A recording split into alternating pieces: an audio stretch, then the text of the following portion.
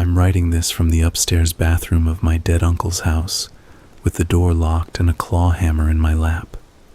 I want there to be a record of what I've found here in case I don't make it out. And I want it to be coherent. So I'm going to start at the beginning and go in order. If this stops making sense at any point, it's because something has happened to me. My name is Owen Mace. I'm 29. 3 weeks ago, I received a letter from an estate attorney informing me that my uncle, Peter Mace, had died and left his property to me. The letter contained a key and an address. That's it. No phone call, no meeting, no probate process. Just a letter, a key, and an address in the middle of nowhere in upstate New York.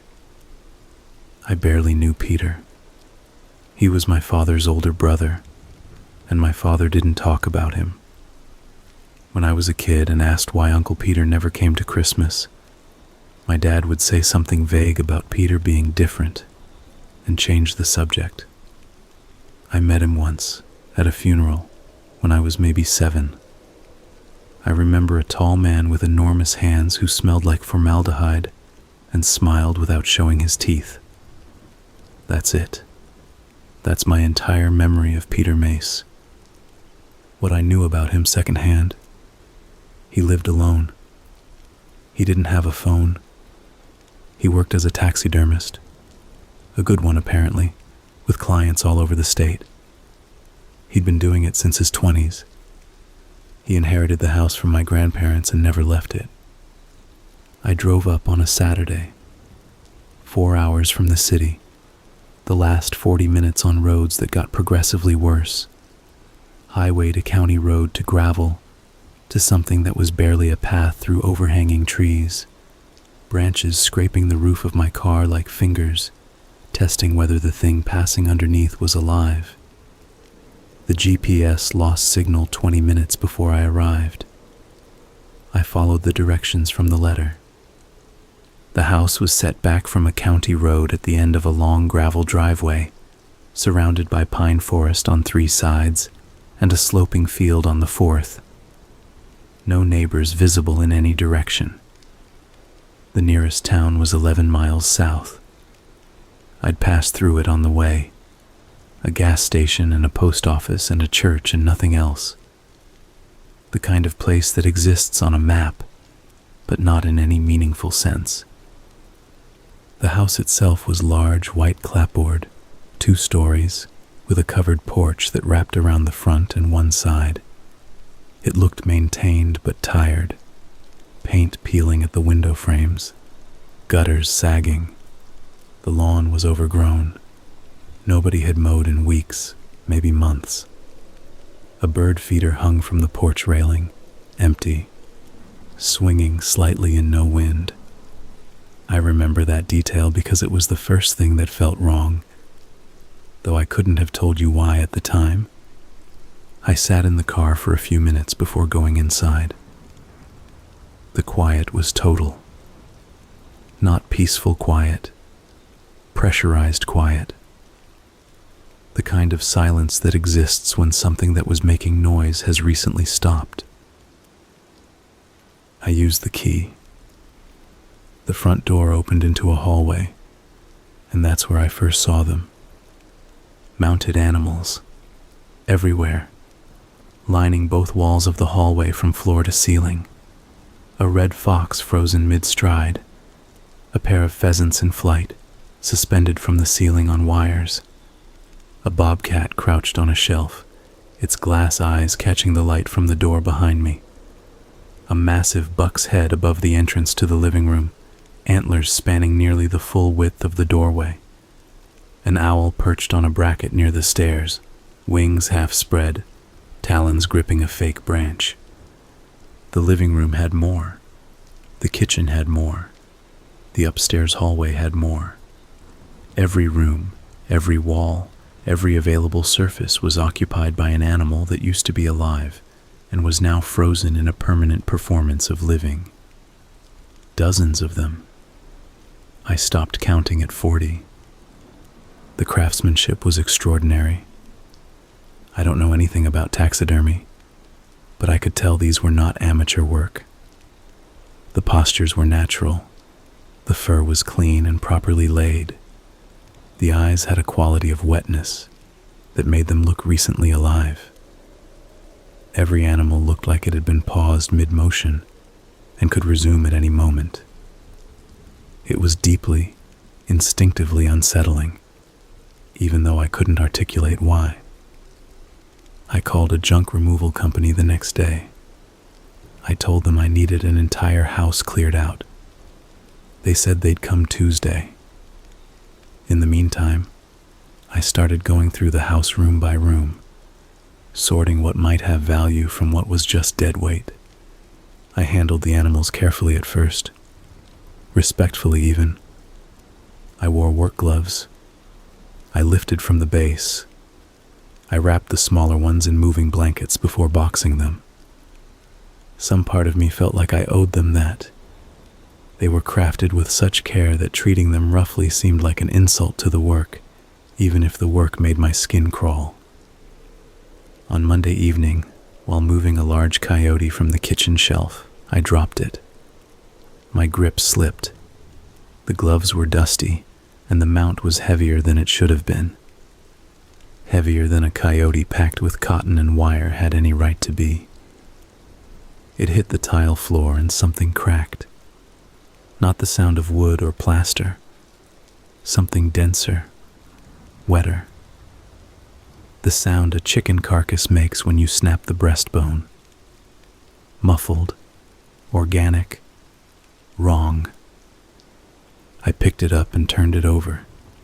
The belly had split along a seam I hadn't noticed before, a nearly invisible line running from the chest to the groin, sealed with some kind of adhesive that had weakened on impact. Stuffing was visible through the gap, but it didn't look like any stuffing I'd seen. Not cotton, not foam, not sawdust. It was pink, dense, fibrous, glistening slightly under the kitchen light. I set the coyote on the counter. I got a flashlight. I pulled the seam wider with my fingers. The edges of the skin, or whatever it was, peeled apart with a soft tearing sound, like separating two pieces of raw chicken breast. The smell hit me then. Not rot exactly, but something biological. Preserved. Chemical. Sweet in a way that made my throat close. Like flowers soaking in rubbing alcohol. Inside the coyote, where there should have been a wire armature and polyester filling, there was tissue. Reddish marbled tissue wrapped around structures that looked like organs. I could see individual fibers in the muscle, the grain of it, the way it layered, the pale fascia stretched between bundles like cling wrap. Shrunken, treated, saturated in some solution that had turned everything a uniform brownish pink, but unmistakably organs. A heart. I could see the chambers, the valves, the severed stumps of the major vessels tied off with black surgical thread. Lungs, deflated and leathery, pressed flat against the rib space. A liver, dark and dense, wedged beneath them. Intestines coiled tight, bound with what looked like fishing line to keep them compact, each loop precisely the same diameter. I dropped the coyote and stepped back. My first thought, the thought I grabbed onto like a rope, was that Peter had used a different preservation method. Maybe he kept the animal's original organs in place instead of removing them. I'd heard of some taxidermists doing a form of full-body preservation. Unusual but not unheard of. That was the thought I chose. That was the explanation I wanted. I picked it up again. I looked more carefully. I looked with the flashlight pressed right up against the open seam, close enough that the heat of the bulb warmed the tissue and released another wave of that sweet chemical smell. The organs were too big, A coyote's heart is roughly the size of a child's fist. The heart inside this coyote was the size of an adult human fist. Easily.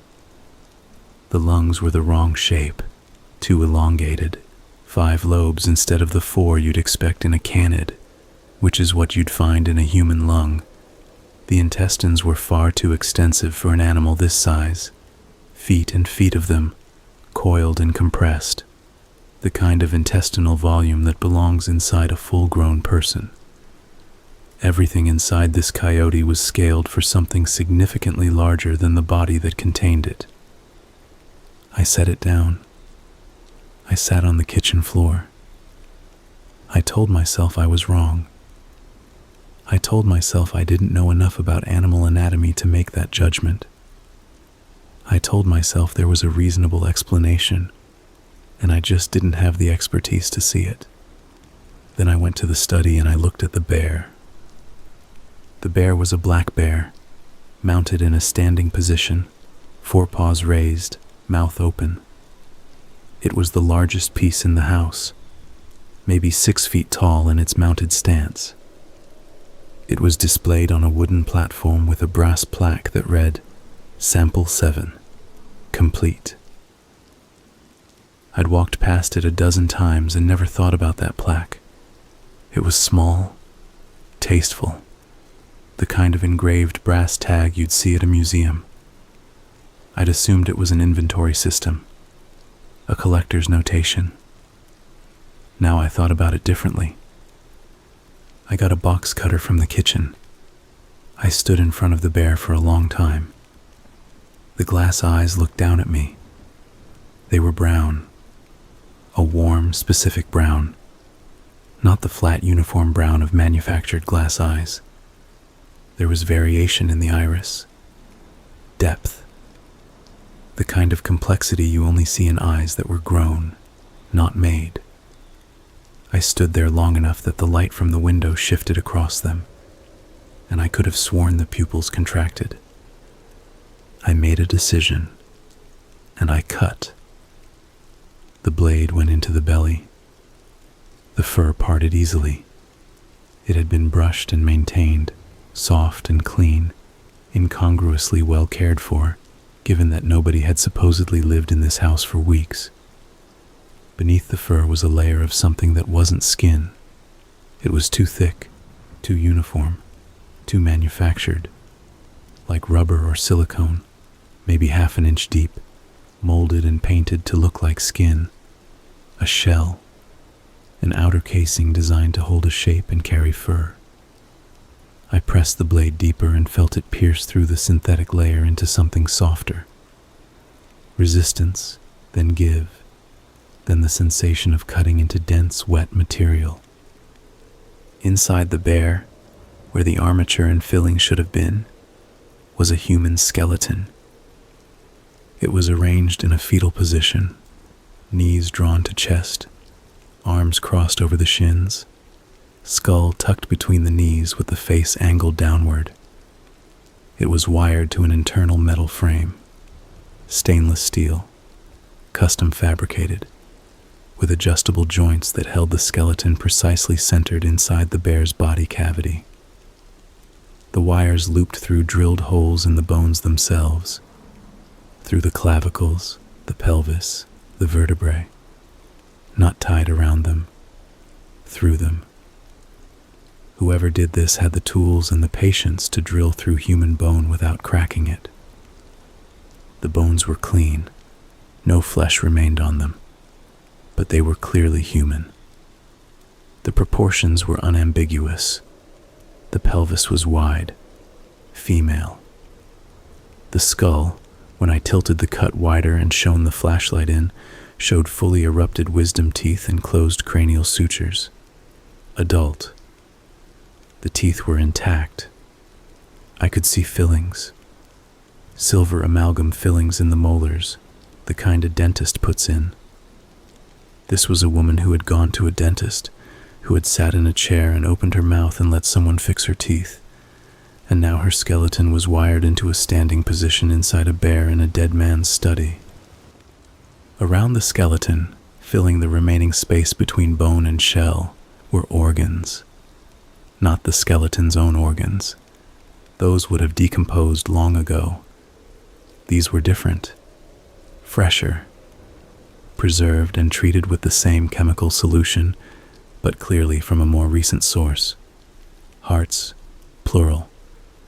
I could see at least 2, different sizes, nestled against the rib cage. Lungs packed in layers. Kidneys, 4 of them, tucked into the pelvic cavity.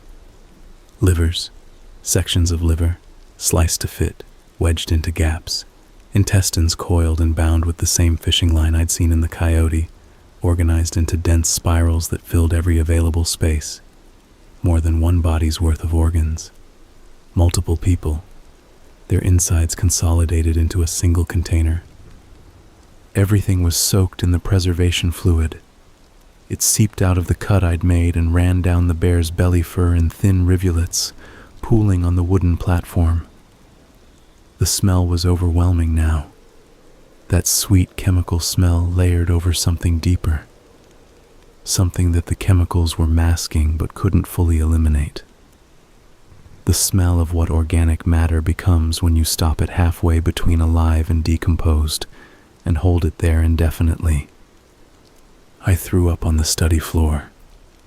My knees hit the hardwood and I vomited until nothing came up, and then I dry heaved until my ribs ached. Then I sat against the wall, and I hyperventilated for what felt like 20 minutes but was probably 3. The bear stood over me, open, dripping, its glass eyes, its real eyes, looking down. Sample 7. Complete. That was what the plaque said. Sample 7. Complete. There were at least 40 mounts in this house. I should have called the police right then. I know that. I know that's what a rational person does. Instead, I did what a person does when the rational part of their brain has shut down and the animal part has taken over. I went to the next one. I had to know how deep this went. I had to know if they were all the same. The buck in the hallway. I cut it open standing on a step stool, slicing from the chin down along the throat and chest. Inside, human bones again, smaller this time. A male, based on the narrow pelvis, but slight. Young, maybe. Teenager. The skeleton was arranged differently here. Not fetal, but spread. Limbs extended to align with the deer's legs. The arms wired along the front legs, and the human legs along the hind legs.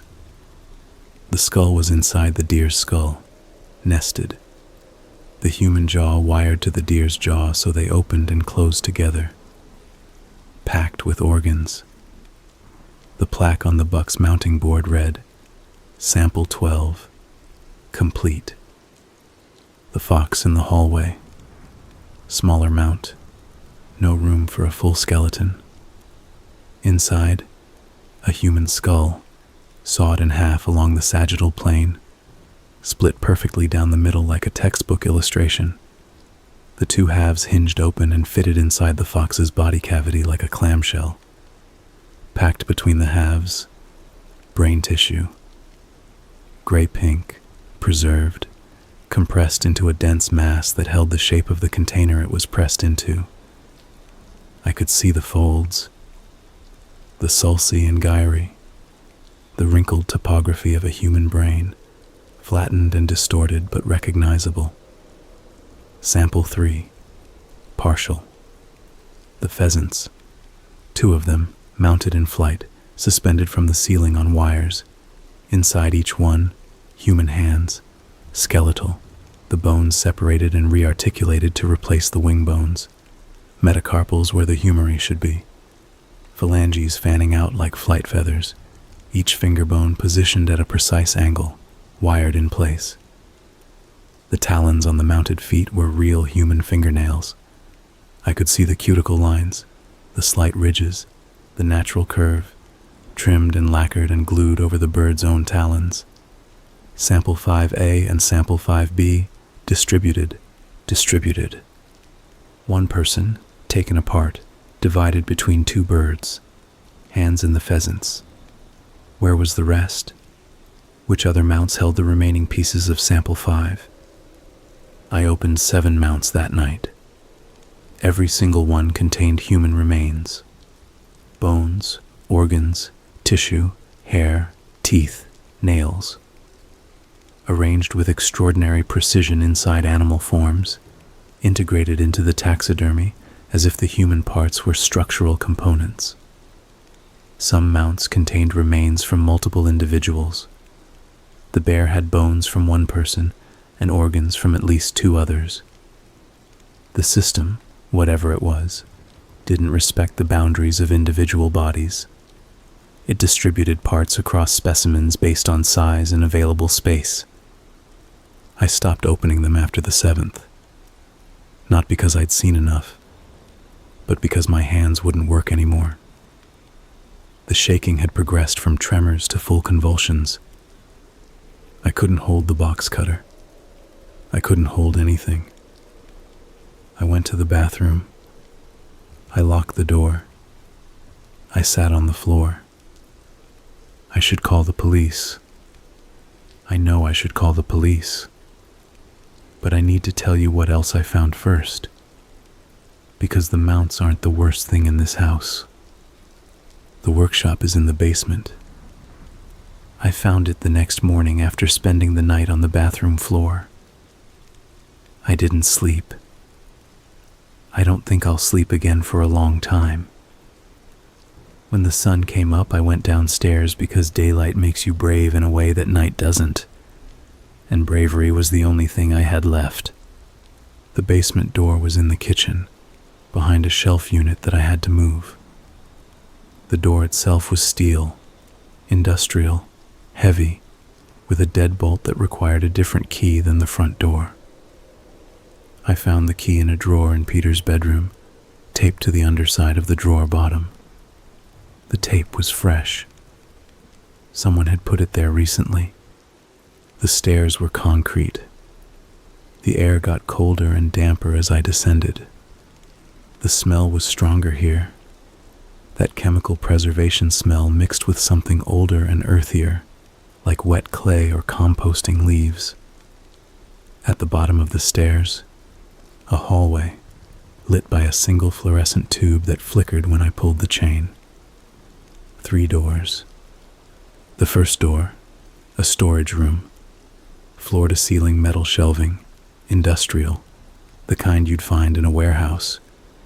Every shelf was lined with glass jars, mason jars mostly, but also specimen jars, the tall cylindrical kind with ground glass lids, the kind you'd see in a medical school anatomy lab.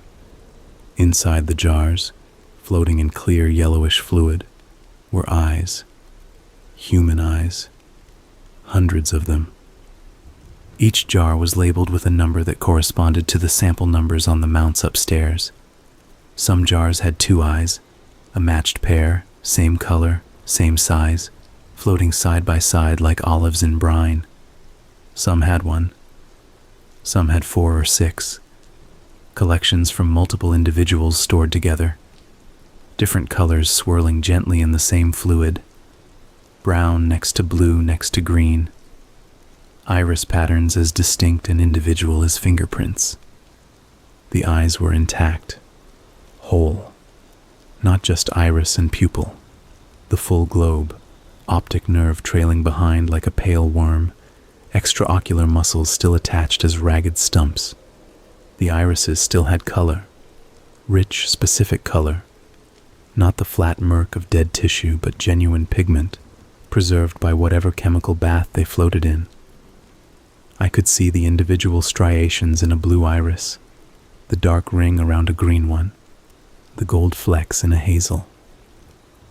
The pupils were fixed and dilated, wide black circles that seemed to drink the light from my flashlight beam. Some of the jars had been there so long that the fluid had turned cloudy, the eyes inside reduced to vague spherical shadows floating in amber murk. But others were clear, recent. The eyes inside them looked fresh enough that if you pulled one out and held it up to the light, you could imagine it still seeing. They looked like they were looking at me. Every single one of them, from every angle in the room, from every shelf, from every height. Hundreds of eyes suspended in fluid, oriented at random, and somehow every last one of them seemed to be pointed directly at the doorway where I stood. The probability of that was 0. The feeling of it was absolute. I understood now why the glass eyes in the mounts upstairs looked so real. Because they weren't glass. Peter, or whoever did this, had removed the victim's eyes, preserved them separately, and replaced them with manufactured glass copies that mimicked the originals. The real eyes were stored here. A library of sight, cataloged by number, archived in fluid. I closed that door, and I did not open it again. The second door, the workshop proper. This was where the work happened. I knew it before I fully entered because the smell changed. Stronger here, layered, the preservation chemical mixed with something metallic. Blood. Old blood, scrubbed and treated, but present in the walls and floor the way smoke is present in a bar's ceiling tiles. Absorbed. Permanent. A large stainless steel table dominated the center of the room, with drains built into the surface, channels scored into the steel at precise angles, directing fluid toward a central collection point that fed into a floor drain. The table's surface was scratched from years of use, and despite obvious cleaning, there were stains in the scratches that would never come out. Dark lines in a crosshatch pattern, like an abstract painting of violence. Above the table, mounted on an adjustable arm, was an array of surgical lights. 4 of them, the kind you'd see in an operating room, with articulated necks that could be positioned to eliminate shadows from any angle. I pulled the chain on one. It still worked.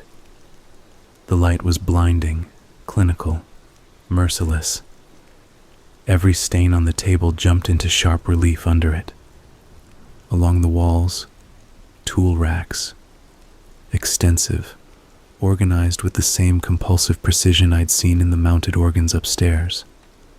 Not taxidermy tools, surgical instruments, scalpels in graduated sizes from a blade you'd use to cut paper to one you'd use to fillet a fish, bone saws, 3 of them, different gauges, teeth cleaned but faintly discolored at the roots, rib spreaders, the kind that crank open, the handles worn smooth from grip, retractors, hemostats in every size, hanging from hooks in neat rows like silverware, suture kits, sealed in sterile packaging, stacked by thread gauge, forceps, clamps, scissors, blunt-tipped, sharp-tipped, curved, angled, each one spotless and sharp. A set of power tools on a separate rack, a Dremel rotary tool with cutting, sanding, and drilling attachments organized in a custom foam insert. A reciprocating saw with 3 blade types, wood, metal, and one that was unmarked and stained. A drill press bolted to a side bench with bits ranging from pin-thin to the diameter of a finger. I thought about the holes drilled through the bones upstairs, the clavicles, the vertebrae. Clean holes, no cracks. This drill press, these bits. Below the tools, vats, 6 of them, industrial plastic drums, each fitted with a sealed lid and a hand pump mechanism on top, each filled with the yellowish chemical solution I'd seen in the eye jars and seeping from the mounts. The vats were large enough to submerge a human body with room to spare. I lifted one lid. The surface of the fluid was still. The smell that came off it hit the back of my throat like a fist, sweet and sharp, and underneath it, something that was trying very hard to be nothing but was still, faintly, the smell of meat. On the wall above the tool rack was a series of diagrams, hand-drawn, meticulous, done in drafting pencil on large sheets of vellum tacked to the wall with brass pins.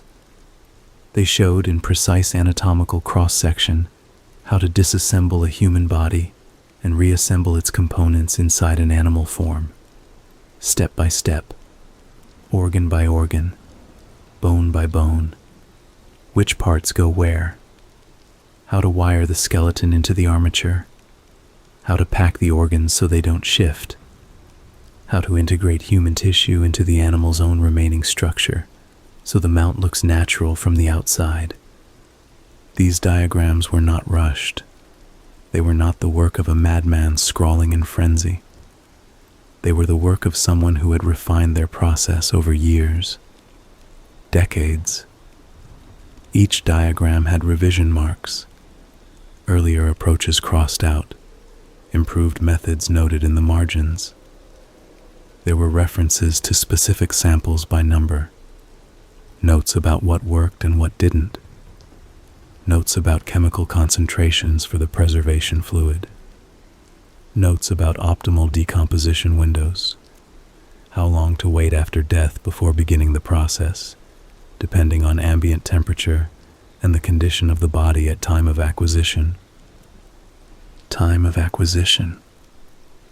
That's the phrase he used. Not time of death. Time of acquisition. The third door was locked, not with a deadbolt, with a padlock. A heavy one, hardened steel, keyed differently from anything else in the house. I didn't have the key. I went back upstairs and searched for an hour. Couldn't find it. I came back down with a crowbar, and I broke the hasp off the door frame. Inside, a room smaller than the others. Cold, noticeably colder, like it had its own climate. A chest freezer hummed against the far wall. Next to it, a filing cabinet. On top of the filing cabinet, a laptop, closed, with a power cable snaking to an outlet. I opened the filing cabinet first. 4 drawers, packed tight, each folder standing upright with a numbered tab. The tabs went from 1 to 41. 41 folders, 41 samples. I pulled the first one. Inside, a photograph. Portrait format, head and shoulders, taken against a neutral background with decent lighting. A woman, maybe 30, brown hair, looking directly at the camera with an expression that was trying to be neutral, but couldn't fully hide a flicker of something. Nervousness, confusion, like she didn't fully understand why the photo was being taken, but had agreed to it. Behind the portrait, a printed page of information. Name, Catherine Flores. Age, 32. Height, 5 feet 6 inches. Weight, 138 pounds. Blood type, B positive. Distinguishing marks, appendectomy scar, lower right abdomen. Tattoo, left shoulder blade, small butterfly. Below the information sheet, a second photograph. This one was different. It showed the same woman in a parking lot, loading groceries into the trunk of a car. She wasn't looking at the camera. She didn't know it was there. The angle was from above, taken from a vehicle maybe, or a second-story window across the street. The image quality was sharp, but the framing was the functional, indifferent framing of surveillance, not artistic, documentary. Then a third section, post-process documentation. 2 photographs of a completed mount, a red fox shown from the front and the side, mounted in a walking posture on a polished wooden base. The fox looked alive. The eyes looked real, because they were real. Beneath the fox photographs, measurements of the mount, weight, dimensions, notes on the chemical treatment, concentration of the preservation solution, immersion time, temperature during curing. A final assessment in neat handwriting. Sample 1, complete. And a date. March 1996. 1996. Catherine Flores. 32 years old, butterfly tattoo on her shoulder blade. She became a fox. I pulled more folders. Each one followed the same format. Portrait, surveillance photo, information sheet, post-process documentation. Face after face after face. Men and women, ages ranging from early 20s to mid-50s. Different ethnicities, different body types, different lives captured in a single portrait and a single surveillance shot, and then cataloged into a filing system alongside their measurements and blood type, like cuts of meat at a butcher's counter. Some of the folders had newspaper clippings tucked behind the documentation, missing persons reports cut from local papers across several counties. The clippings were yellowed at the edges, carefully trimmed, dated and annotated in the same neat handwriting. Some had notes in the margins. Search suspended April 12th, or case closed, presumed voluntary departure. These notes weren't written with sadness. They were written with the satisfaction of an accountant closing a ledger entry. I went through 12 folders before I had to stop. Not because my hands were shaking. They'd been shaking since the bear. I stopped because of folder 9. Folder 9 was a man named Douglas Pratt, 41 years old, blood type AB negative. His surveillance photo showed him sitting on a park bench eating a sandwich, squinting against the sun, completely unaware. His post-process documentation showed he'd been distributed across 3 mounts, a pair of mallard ducks, and a raccoon. Sample 9A, 9B, 9C, distributed. But it was the portrait that stopped me. Douglas Pratt was smiling in his portrait, not the nervous, uncertain expression I'd seen on Catherine Flores. A real smile, relaxed, trusting, like the person behind the camera had said something funny, like he knew them, like he felt safe. 27 years of acquisition. 41 people photographed, documented, acquired, disassembled, and rebuilt inside animals that were then mounted on walls and shelves to be looked at forever. 27 years, and nobody stopped it. Nobody connected the disappearances. Nobody came looking. The newspaper clippings proved it. Every single case went cold. Every single person was forgotten by the system meant to find them. I closed the cabinet. I opened the chest freezer. The lid was heavy, industrial grade, thick-walled, with a rubber gasket seal that broke with a soft pop when I lifted it. A cloud of condensation rolled out and fell to the floor like dry ice fog. The cold hit my face and I could feel it in my sinuses, in my teeth. Inside, bodies.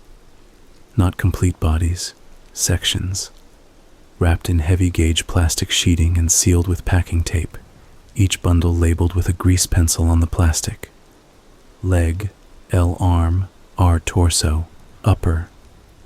The labels were functional, abbreviated, the shorthand of someone who had done this enough times that full words were unnecessary.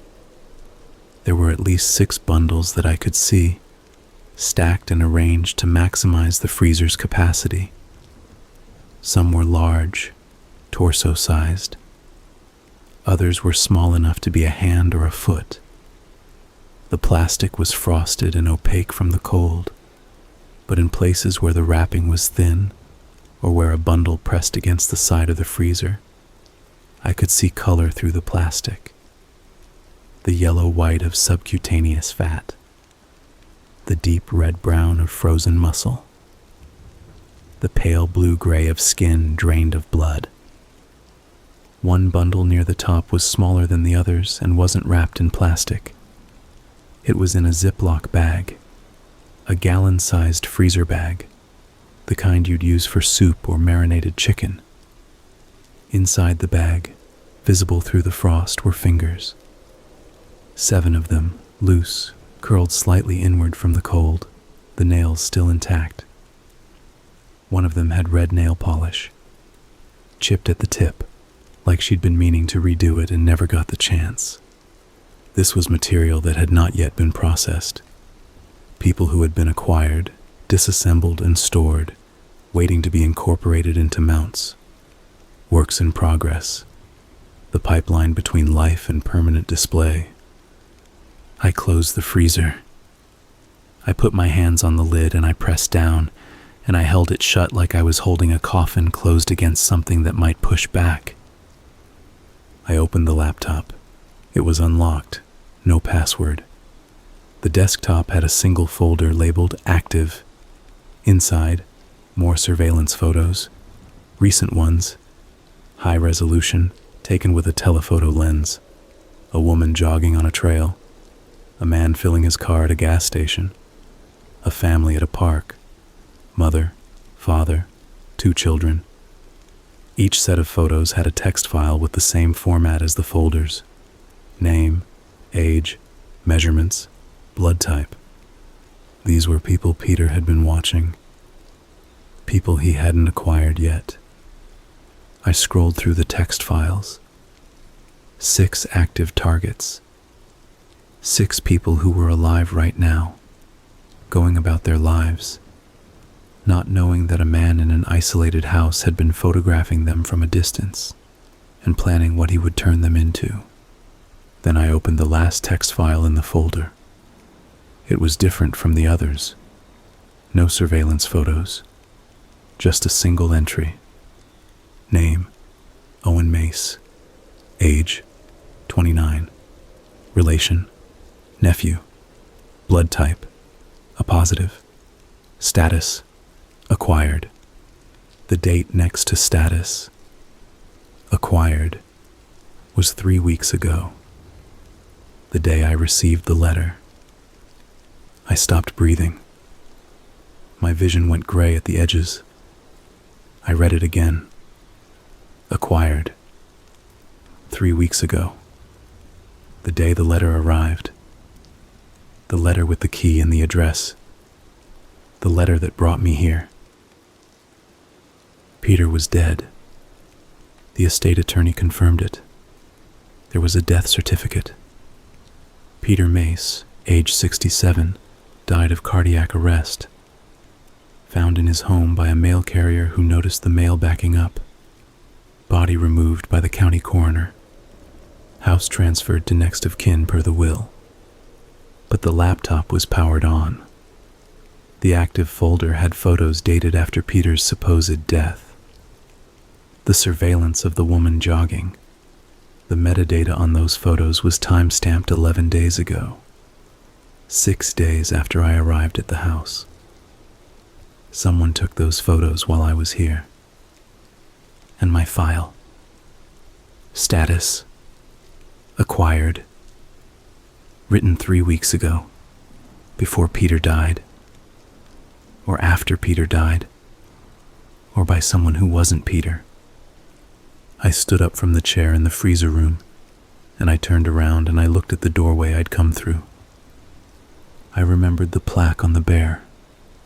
Sample 7. Complete. I remembered the folders in the filing cabinet. I'd gone through 12 of them. I hadn't looked at all of them. I went back to the cabinet and I pulled out the last folder, the one in the very back, the one with the highest sample number. The photograph inside was Peter, my Uncle Peter, the tall man with enormous hands who smelled like formaldehyde. The portrait was recent. He looked old, drawn, tired. The information sheet listed his details. Peter Mace, 67, blood type O negative, no distinguishing marks. The assessment read, Sample 41, complete. Peter was a sample. Peter was one of the mounts. Peter didn't do this. Peter was done. The realization landed on me like a physical weight. Everything I'd assumed since walking through the front door, that Peter was the architect of this horror, that these were his crimes, his obsession, his 27 years of work. All of it collapsed. Peter was victim number 41, the man with enormous hands who smelled like formaldehyde. He smelled like it because he was soaking in it. Someone had taken my uncle and turned him into an owl and mounted him above his own front door, which meant someone else had done all of this, built the workshop, made the diagrams, developed the chemical process, acquired 41 people over 27 years, and converted them into permanent displays. Someone with access to this house, access to Peter's identity, access to his life. Someone who had been here long enough to develop a system, refine it, improve it, document revisions in neat handwriting in the margins of vellum diagrams. And that someone was still operating. The laptop proved it. The surveillance photos with metadata dated 11 days ago. The active target files. The woman jogging. The man at the gas station. The family at the park. Current. Ongoing. The work hadn't stopped when Peter became sample 41. The work continued. I ran upstairs. I went through the house looking at plaques. I hadn't checked all of them before. Most of the mounts didn't have visible plaques. They were on the undersides of the mounting boards or the backs of the pedestals, positioned to be invisible during normal display. I started flipping them, turning them, reading the numbers. I was looking for 41. Which mount was Peter? Which animal contained my uncle? I checked the mountain lion in the bedroom. Sample 22. The raccoon on the landing. Sample 9C. 1/3 of Douglas Pratt, the man who smiled in his portrait. The pair of hawks in the dining room.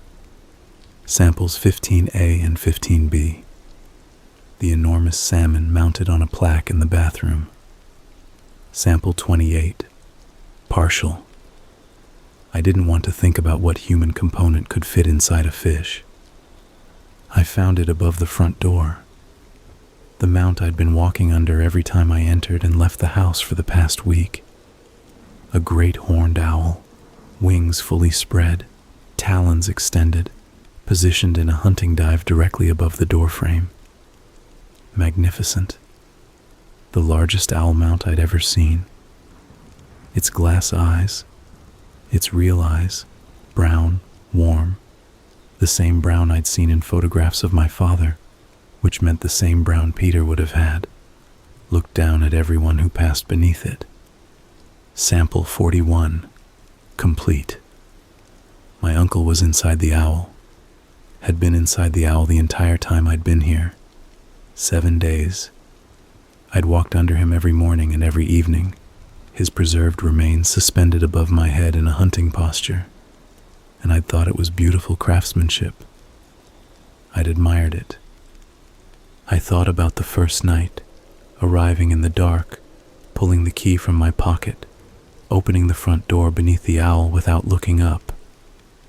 Peter was there, watching, in whatever way a man reconstituted inside a bird can watch, greeting me, in the only way he still could, by being present, by being the first thing I passed through on my way into the house that killed him. And someone else made him into that. Someone who was still active, still photographing targets, still planning acquisitions. Someone who had access to this house, access to Peter's files, access to the laptop. Someone who had written my name in a folder and marked me as acquired 3 weeks ago and sent me a letter with a key. The letter didn't come from an estate attorney. There was no estate attorney. I pulled out the letter and looked at it again. The paper, the font, the signature. It looked legitimate. Letterhead, bar association number, a street address in the city. But I'd never verified any of it. I'd never called the number. I'd never looked up the attorney. I received a letter that said I'd inherited a house, and I drove to the house, and I walked inside, and I started living in it because the letter told me to. The letter came from whoever did this to Peter and 40 other people. The letter was bait. The house was a trap, and I'd been living in it for a week, sleeping on the couch, eating in the kitchen, walking the hallways, never once questioning why the house was so well maintained for a dead man's property, never once wondering who was keeping the lights on, never once noticing that the bird feeder on the porch was empty but clean, as if someone had recently taken it down and washed it and hung it back up. Someone had been preparing this house for me, making it livable, making it inviting, the way you'd prepare a terrarium before introducing the animal you intend to keep in it. I went to the front door, locked. The key was in my pocket. I'd been locking it myself out of habit, the reflexive caution of a city person sleeping alone in a rural house. I turned the deadbolt and pulled. It didn't open. The deadbolt turned. I felt the mechanism retract, but the door didn't move. Not stuck, not swollen from humidity. Held. Something was holding it from the outside. I pushed.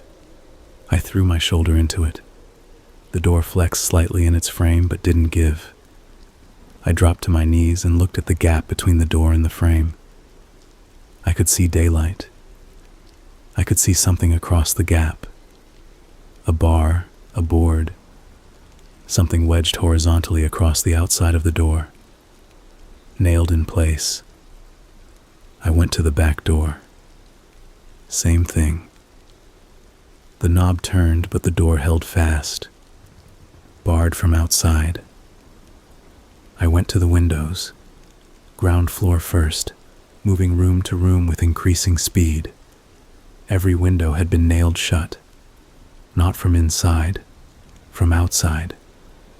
The nails were driven through the frames at an angle, countersunk, painted over with the same white paint as the frames, so they were invisible unless you looked closely.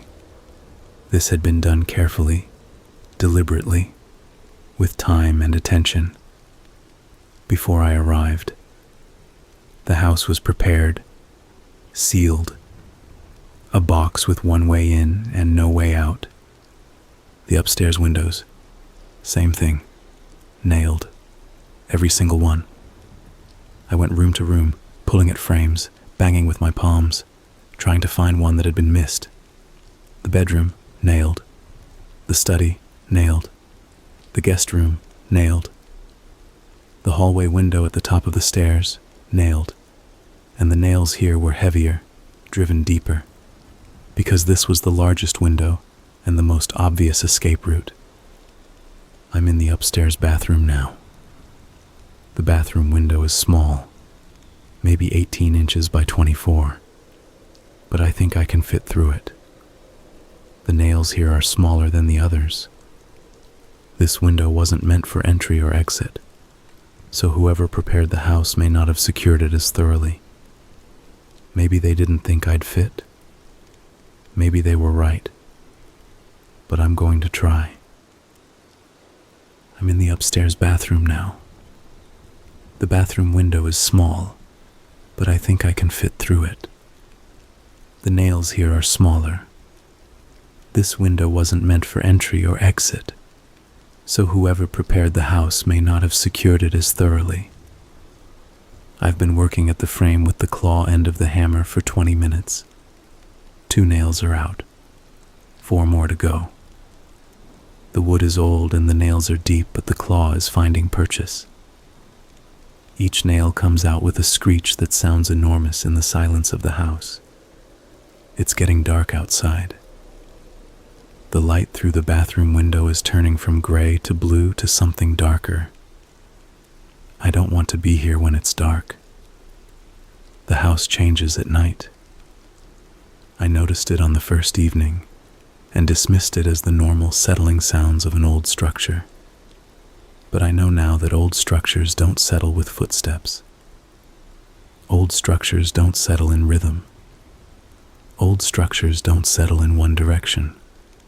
From the basement, up the stairs, down the hallway, and back. I keep looking at the mounts in the hallway through the crack under the bathroom door. The glass eyes catch the dying light from the window at the end of the hall.